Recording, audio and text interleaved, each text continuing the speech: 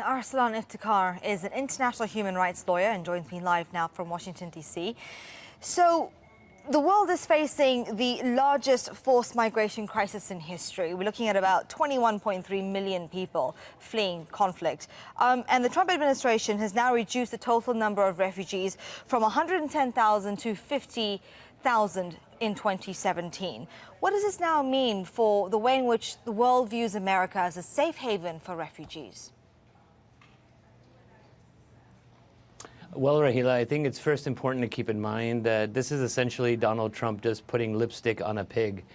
The first executive order was a Muslim ban, and this second one is a Muslim ban 2.0. And as you mentioned, he cut the number of refugees that will be allowed into the United States from 110,000 during the Obama administration to 50,000 now, and 29,000 of those 50,000 have already been accounted for. What's also important to keep in mind is that some of our European friends, like Germany and other countries, receive in excess of 1 million refugees annually. And so, it really strikes at the heart of America being a land of the Statue of Liberty, which says, give me your tired, your poor, your huddled masses yearning to breathe free.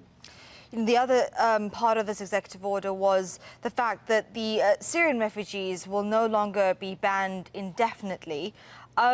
What do you make of that, and do you expect that to possibly change like you've seen a change with the Iraqis? No, Rahila, I think it's important, again, to keep in mind that this is the second Muslim ban 2.0 is not much different than the Muslim ban 1.0. Again, putting on a lipstick on a pig still makes it a pig.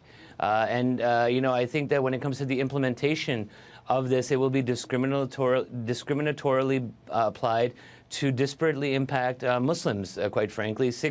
All six countries that are on the list are Muslim-majority nations, none of which have had someone who has committed an act of terrorism here in the United States.